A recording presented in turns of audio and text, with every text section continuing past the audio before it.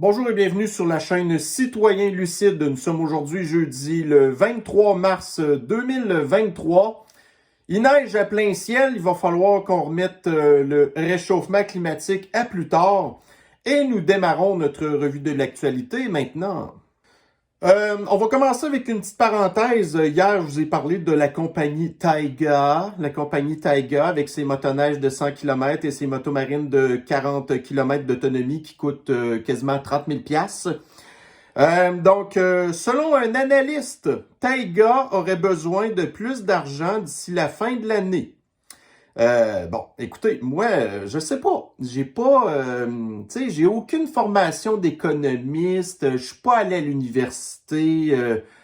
Puis là, ça prenait pas un diplôme pour savoir ça.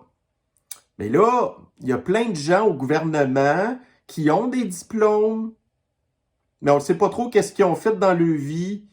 Puis là, les gens d'Investissement Québec ont redonné encore 15 millions de dollars à Taiga. Là, vous avez ici un expert qui nous dit que c'est pas assez d'argent. Fait que là, le gouvernement a donné 15 millions à Taiga de plus.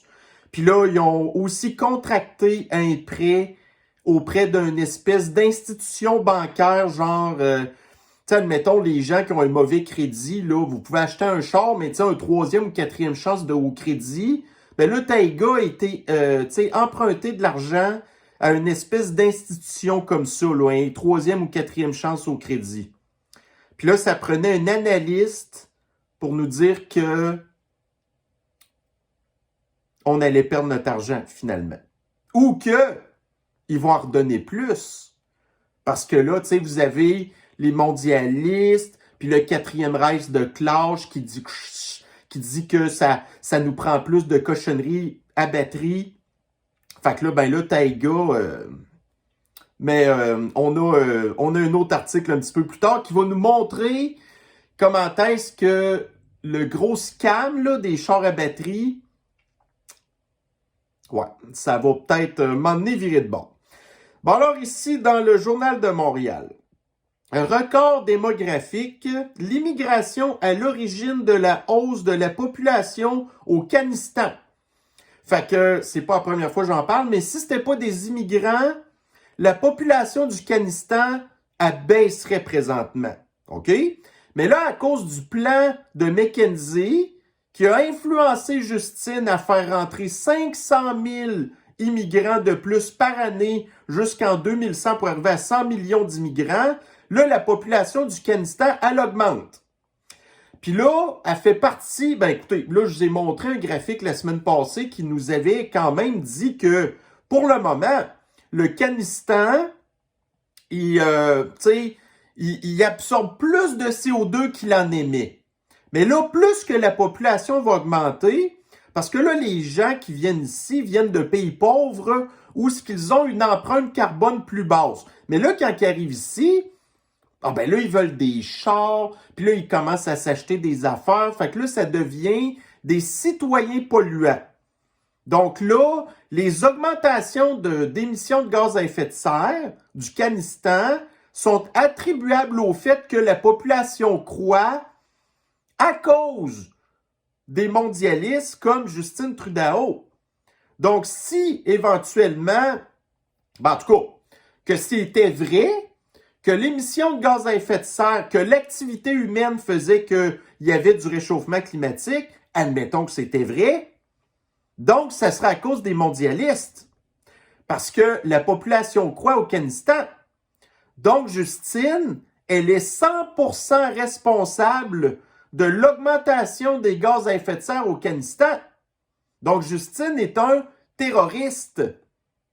Au même titre que les mondialistes qui veulent dépopuler les pays du tiers-monde pour que ces gens-là, après ça, viennent chez nous, puis que là, ces gens-là veulent plus rester pauvres comme ils étaient chez eux.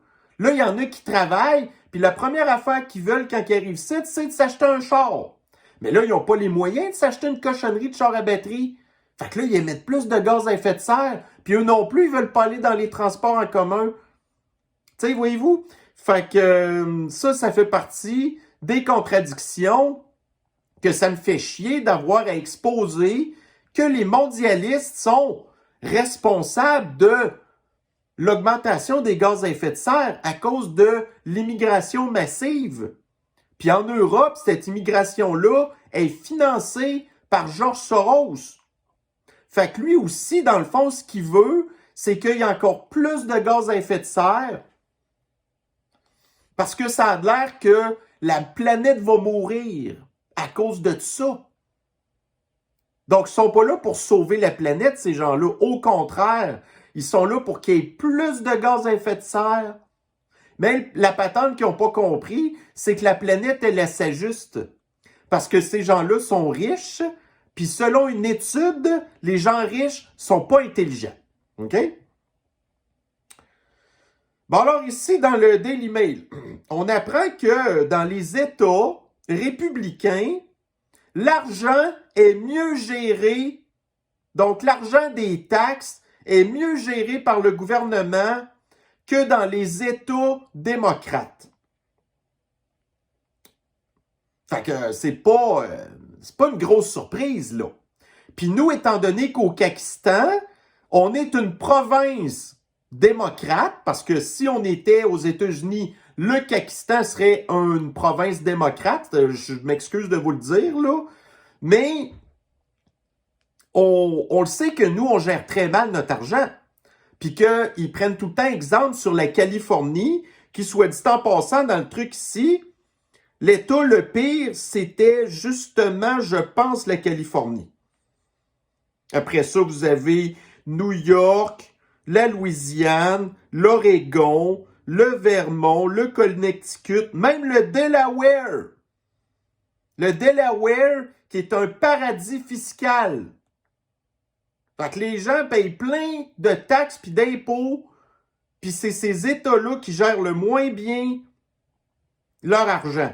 Fait que les meilleurs États, vous avez le New Hampshire, qui est un État démocrate, puis on comprend pas pourquoi, OK?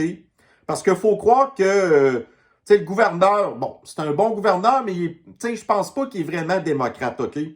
Après ça, vous avez la Floride, l'Alaska, le Dakota du Sud, le Texas, le Missouri. Ouais. Fait que c'est dommage que nous, qu'on soit des démocrates. Parce que, tu sais, on gère mal notre argent. Puis, tu sais, j'ai l'impression aussi que le budget du Pakistan, c'est plus que 100 milliards. Puis, on a probablement un budget plus gros que, là, sûrement pas New York, là. La Louisiane, peut-être. L'Oregon, je sais pas. Le Vermont, en tout cas. Bref. Alors, c'est ça. Fait que, get woke, go broke. Ici, dans le Daily Mail.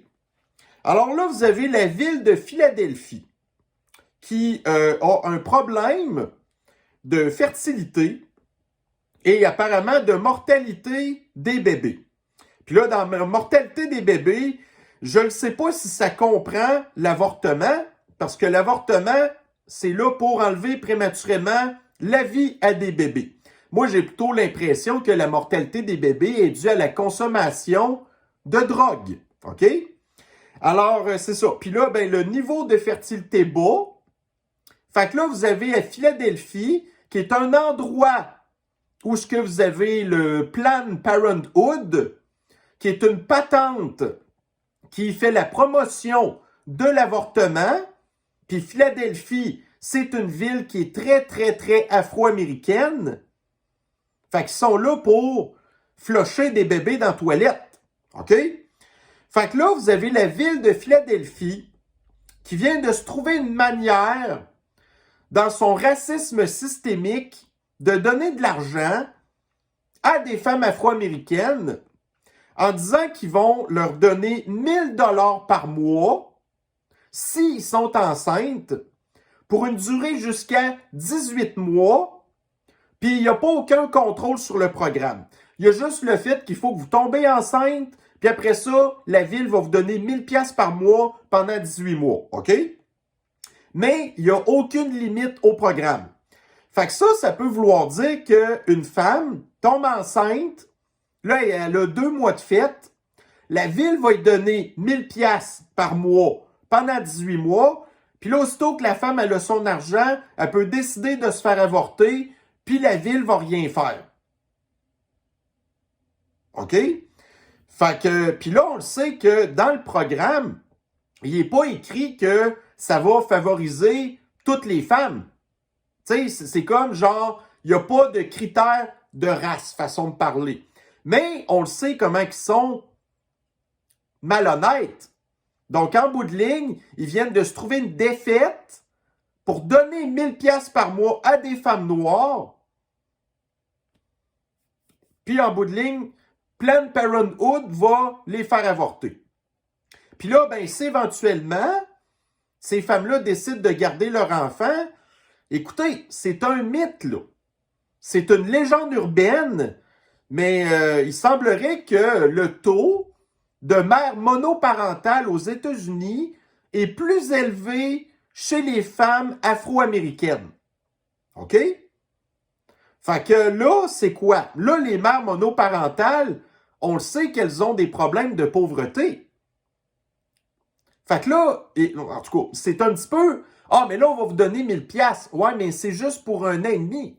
Après ça, bon. Puis là, ben, les géniteurs quoi?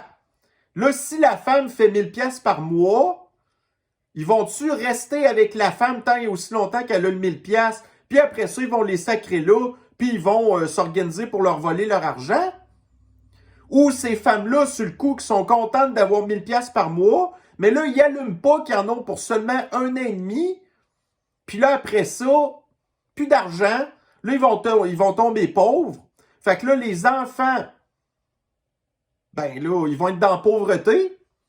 Puis là, ils vont virer quoi dans les crimes, ils vont vendre de la drogue. Fait que ça va probablement seulement rempirer les affaires de la ville de Philadelphie, qui est une des déjà plus dangereuses aux États-Unis. Mais il y a une couple de femmes afro-américaines qui vont être capables de se faire 1000, ça veut dire 18 000 piastres pendant 1 an et demi. En tout cas. Alors ici, on reste toujours dans la natalité. Daily Mail. Alors, les techniques d'insémination vont permettre maintenant aux parents de choisir le sexe de leur enfant, puis ils ont un taux de succès de 80%. Fait que là, tu sais, avec la montée de la communauté flyée, qui n'arrête pas de dire, bon, tu sais, selon une de leurs études payées par leur gang de culte, là, qui disait genre que les enfants, ils étaient comme conscients de leur genre, même quand ils étaient dans l'utérus. OK? Ils ont déjà dit une niaiserie comme ça, là. Fait que là, vous allez avoir les parents, tu sais, puis regardez, l'insémination, là, on va dire les vraies affaires. Ça, là, la plupart du temps, ça s'adresse à des femmes qui ont des problèmes de stérilité ou des femmes, souvent, qui veulent des enfants, mais ils commencent à être trop tard, là. Tu sais, à la fin de leur trentaine ou dans leur quarantaine. Puis là, c'est super difficile d'avoir un enfant. Fait que là, souvent, ces femmes-là qui font de l'insémination ont des fausses couches à répétition. C'est extrêmement rare que ça marche du premier coup, ça, là. OK? Bon. Fait qu'en tout cas, tout ça pour dire que là, vous allez avoir des parents qui vont décider du sexe de leur enfant, mais selon une étude payée par la gang de secours de la communauté flyée, l'enfant, lui, connaît son genre déjà quand il est dans l'utérus. Fait quand même que les parents vont choisir le sexe de leur enfant, il pourrait être transgenre. On ne sait pas. Mais bon, nous, on le sait que l'histoire de la communauté flyée, ben, les enfants sont tout mêlés à cause de la rééducation du culte qu'ils ont. Fait que, bon, mais là, ça nous emmène de plus en plus vers l'eugénisme. Ça commence de même. Choisissez le sexe de vos enfants. Puis là, après ça, ils vont être capables d'analyser plus tard l'ADN de l'enfant. Puis là, au même titre que quand vous faites une amniosynthèse, ben là, vous êtes capable de détecter, tu sais, assez tard dans la grossesse que vous avez un enfant qui est trisomique ou qui a des gros problèmes, tu sais, graves de santé, de développement, tout ça. Fait que, bon, en tout cas. Puis là, en plus, vous vous souvenez, je vous avais parlé de ça, je pense la semaine passée, justement. Là, il y a des chercheurs, je pense que c'est au Japon, qui ont été capables de prendre 2 cellules d'hommes, là, puis de faire un bébé avec ça, genre. Qui aurait même plus besoin de cellules de femmes pour créer un bébé, là. Fait que là, on est dans la...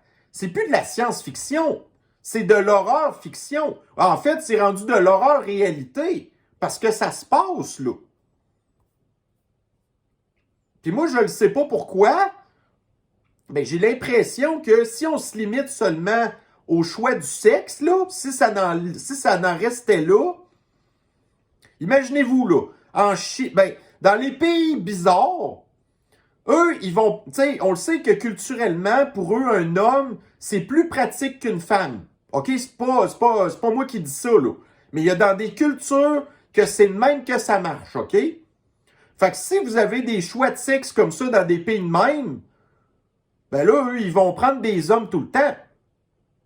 Puis ici, ça peut-être être le contraire. Parce qu'on sait comment est-ce que, tu sais, l'homme, la toxique masculinité, puis des affaires de même. Fait que là, ben, je suis pas mal sûr que si on se fie, admettons, au programme de médecine, tu sais, 75% des étudiantes médecine à cette heure sont des femmes, là, OK? Fait que je suis pas mal sûr que dans 3 cas sur 4, ici, probablement que le sexe qui serait choisi, ce serait les femmes. Puis là, après ça, ces personnes-là qui subissent le plus de chirurgie de la part de la communauté flyée, c'est des femmes, en tout cas. On nage en plein cauchemar, hein. Bon, alors ici, dans le Daily Mail. Alors, parlant encore de fertilité, alors, selon une étude, les adolescentes qui consommeraient du pot se mettraient en danger de couper de 50% le nombre d'ovules qu'elles ont dans leur ovaire. OK? Fait que, tu sais, comparé au chaf des hommes qui, lui, produit régulièrement les espèces de petits tétards, mais les femmes, elles, c'est le contraire. Quand elles naissent puis qu'elles se développent, elles ont un stock d'ovules limité. Puis après ça, il fait juste baisser. Fait que là, les adolescentes qui consommeraient du pot, ben là, ils perdraient 50% de leur stock d'œufs, là. Puis là, après ça, on va leur offrir l'insémination. Choisissez votre sexe, ainsi de suite.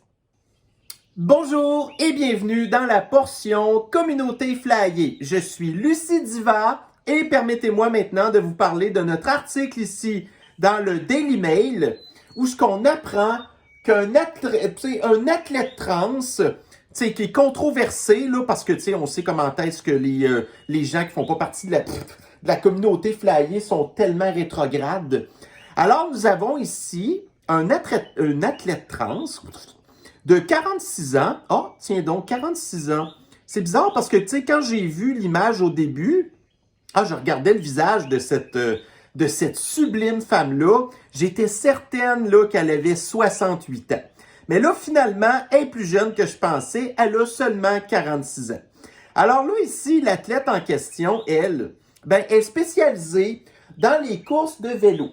Alors là, elle a participé à plusieurs concours de vélo et elle gagne tout le temps. Et là, elle se considère comme une super héroïne alors que là, vous avez les critiques des suprémacistes blancs et de tous les espèces de rétrogrades de républicains qui considèrent que les droits des femmes sont détruits aux États-Unis. Mais ce que ces gens-là comprennent pas, en fait, c'est que, voyez-vous comment est-ce que c'est un avancement incroyable pour les femmes qui, leur record dans les sports était assez limité. Fait que là, vous avez maintenant l'arrivée des femmes trans qui permettent de pouvoir remonter la barre et de pouvoir obtenir maintenant de nouveaux records de temps. Mais c'est une avancée incroyable, ça, pour les femmes. Donc, on peut remercier les femmes trans, qui sont des vraies femmes, soit dit en passant, de remonter, vous savez, d'amener de nouvelles... de nouvelles... en tout cas, vous comprenez ce que je veux dire? Fait que là, il va y avoir tout plein de nouveaux records maintenant grâce à ces femmes-là. Puis là, en plus, ce qui est merveilleux, c'est que, donc ici, je ne sais pas comment elle s'appelle, là, en tout cas. Elle a commencé, imaginez-vous, à faire du vélo à 40 ans.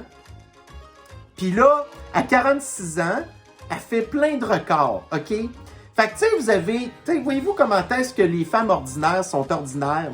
C'est que il y en a qui ont commencé à faire du sport très, très jeunes. Puis là, ils sont rendus dans leur vingtaine, leur trentaine. Puis là, vous avez cette femme-là qui a commencé à 40 ans, puis qui les a déjà toutes battues. Voyez-vous comment est-ce que c'est tellement... Ah, moi, je trouve ça merveilleux, tu sais. Fait que là, ben, vous avez ici les femmes, qu'on va dire genre les femmes 1.0, parce que là, les femmes trans, c'est la nouvelle femme, c'est la femme 2.0, tu sais.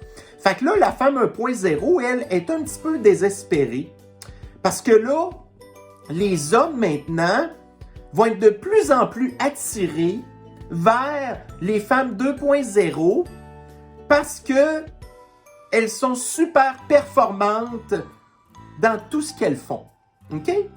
Fait que là, ici, vous avez, bon, dans le Journal de Montréal, un article ici.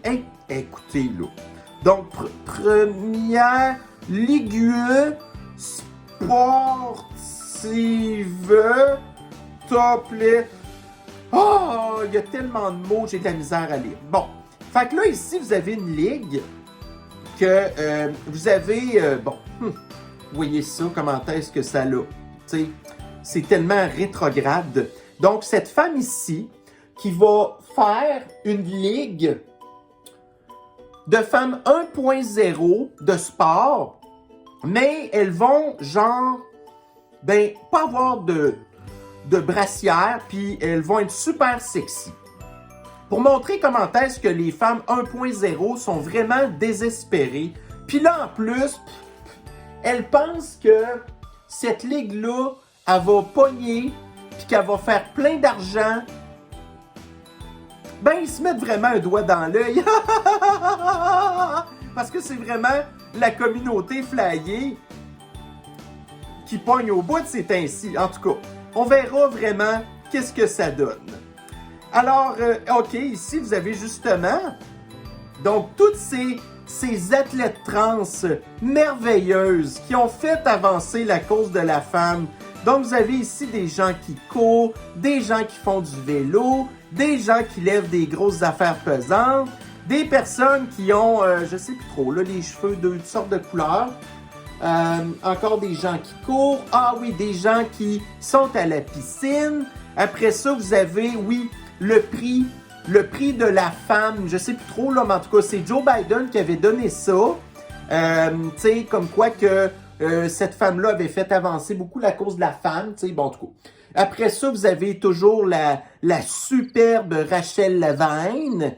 Après ça, vous avez un autre qui court. Puis là, après ça, vous avez la Miss... Ah oui, ça, c'était la Miss... non, la Miss New York, je pense. Où ce qu'en plus, vous avez... Bon. Donc, toutes les autres petites femmes 1.0. Et vous avez elle ici qui... Bon, c'est ça. Qui, en plus, elle est... qu'elle accepte, tu sais, toute sa beauté... en fait, là, dans son obésité. Fait que c'est pas mal ça que j'avais à dire sur le sujet. Donc, j'espère que vous avez apprécié ce petit chapitre de la communauté flyée, que vous allez l'aimer davantage et apprendre à la comprendre, d'accord? Parce que nous, on est vraiment là pour faire avancer les affaires, quoi que vous en pensiez, n'est-ce pas? Alors, sur ce, ben, je vais vous souhaiter une bonne fin de capsule avec le suprémaciste blanc de citoyens lucides, bonne journée à vous. Bye bye. Bon, alors nous allons remercier Lucie Diva pour nous expliquer un petit peu comment est-ce que ça se passe dans la tête des gens qui font partie de la communauté flyée, parce que on a beaucoup de misère à comprendre, OK? Alors on voit que, bon, je vous laisse juge. Je vous laisse juge de penser un petit peu à comment est-ce que ça se passe dans la communauté flyée, OK? Fait que Lucie Diva, je pense qu'elle nous aide un petit peu. En tout cas, hein? Alors, revenons maintenant les pieds sur terre. Nous avons ici dans le Newsweek. Donc là, moi, j'avais vu passer ça la semaine dernière que l'armée du Tsar de l'Empire soviétique utilisait maintenant, avait remis en service des chars d'assaut qui datent genre de la guerre froide, qui étaient dans des musées. Puis là, il y a une entreprise qui est spécialisée en fait dans la remise en service de ces chars-là. Puis là, ils sont envoyés au front à la guerre du Pays du Poudré.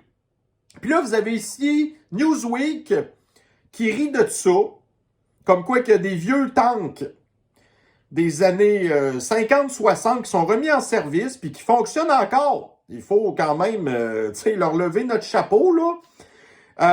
Fait que c'est ça. Donc, eux, là, ils disent, ah, voyez-vous comment est-ce que l'Empire soviétique sont tellement désespérés, sont obligés de remettre des vieux tanks, blablabla. Bla, bla, bla. Puis là, moi, une autre affaire que j'avais entendu parler de ça quelques jours.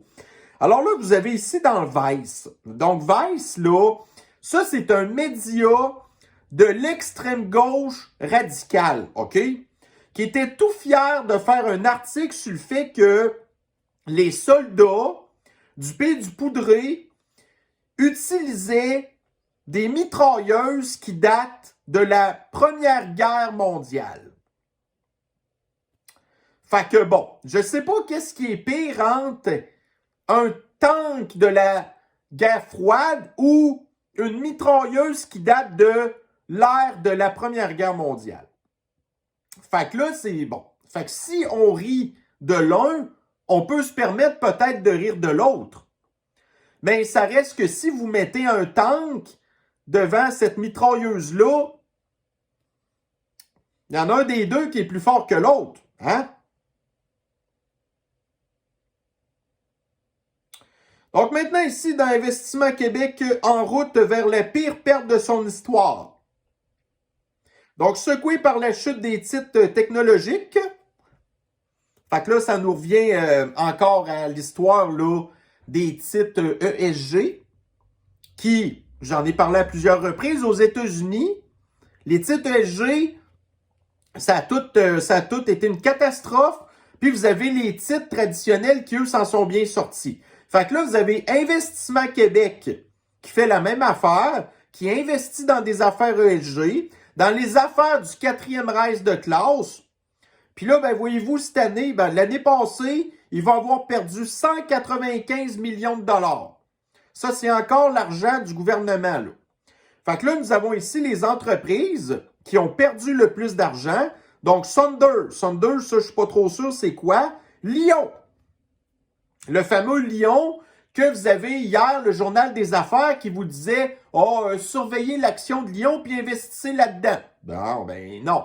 Après ça, vous avez Lightspeed. Donc, Lightspeed, voyez-vous, Lyon a perdu 76% de sa valeur. Lightspeed a perdu 47%. OK. Puis là, après ça, on nous parle, la décision du ministre de l'Économie, le flibustier de Forban Pirate à Fitzgibbon qui nous revient encore, bla, bla, bla, bla, bla. OK. Puis on sait que Investissement Québec est aussi... Donc, vous avez, conseillé par McKinsey.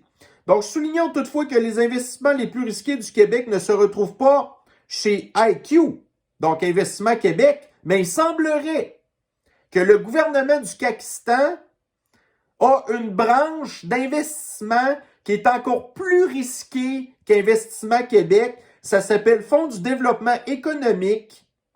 Puis ce fonds-là, en 2020, 2021, en 2021, 2022, en tout cas, le fonds a coûté plus de 600 millions de dollars aux contribuables. Fait que, tu sais, quand on dit que l'économie du quatrième Reich, il y en a, là, je vous le dis, je suis persuadé que les mondialistes pensent que leur truc va fonctionner, OK? Vous avez beaucoup de gens, tu sais, admettons, là, des démocrates, là, des donateurs démocrates qui ont investi toute leur fortune dans la banque Silicon Valley Bank. Puis là, si c'était pas que le gouvernement allait dire, genre, OK, nous, on va, tu sais, garantir votre argent, mais ces gens-là auraient tout perdu. Mais ils étaient sûrs que ça allait fonctionner, leur affaire. Mais eux, ces gens-là, anyway, sont riches. Et les gens riches, selon une étude, sont moins intelligents. C'est pas pour rien après ça que ça se retrouve tout à l'ONU, au Forum économique mondial, à financer des patentes terroristes comme le GIEC. Tu sais? Mais nous, après ça, c'est nous qui perdons de l'argent. Puis c'est nous qu'il faut qu'ils soient taxés davantage. Puis après ça, vous avez des Gabriel Mao-Dubois qui est fâché parce que là, on a une toute petite baisse d'impôts. Que si c'était pas de ça, ben, le gouvernement aurait encore plus d'argent pour...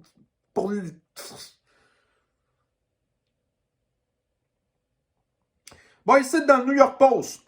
Fait que parlant justement de patentes qui font pas d'argent. Fait que j'ai commencé tantôt la revue de l'actualité avec Taiga.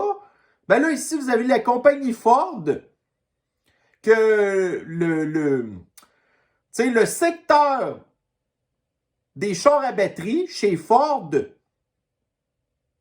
en tout cas, va perdre 3 milliards de dollars cette année.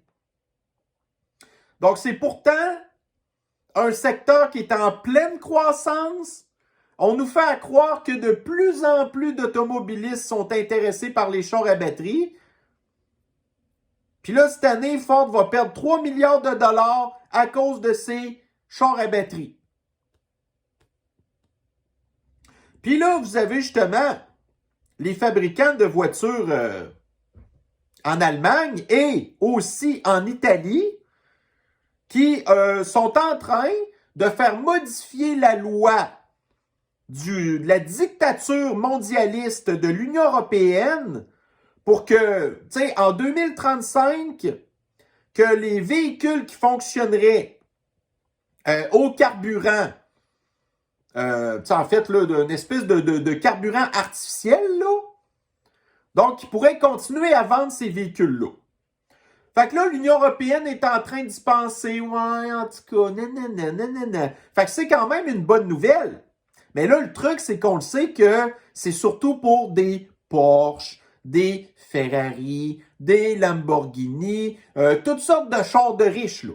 Des gens qui sont moins intelligents que la moyenne, OK? Fait qu'eux, ils auraient le droit de compte. Puis ils s'en foutent, là. Quand même que ça coûtera 100 pièces du litre, ben eux, c'est pas grave. Mais ils vont avoir le droit de continuer d'acheter ces véhicules-là, OK?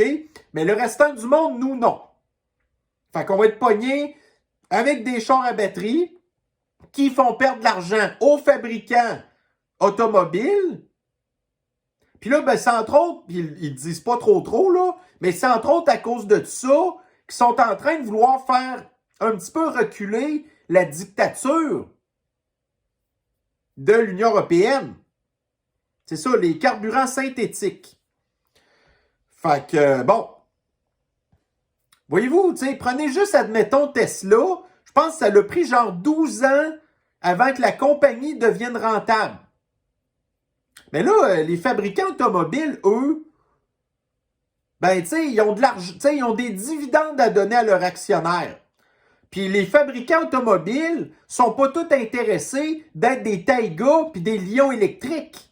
Ils sont là pour faire de l'argent, mais là, ils en perdent.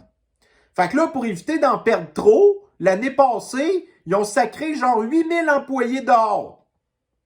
Mais là, ils ne pourront pas sacrer encore beaucoup dehors, là. Fait que là, ils vont encaisser une perte. Là, les investisseurs vont voir ça. Ils vont tous vendre leurs actions, puis Ford va cracher. Puis c'est ça. Donc, leur patente ESG, Get Woke, Go Broke, ben c'est ça que ça donne. Ici, dans le journal Métro, la désinformation,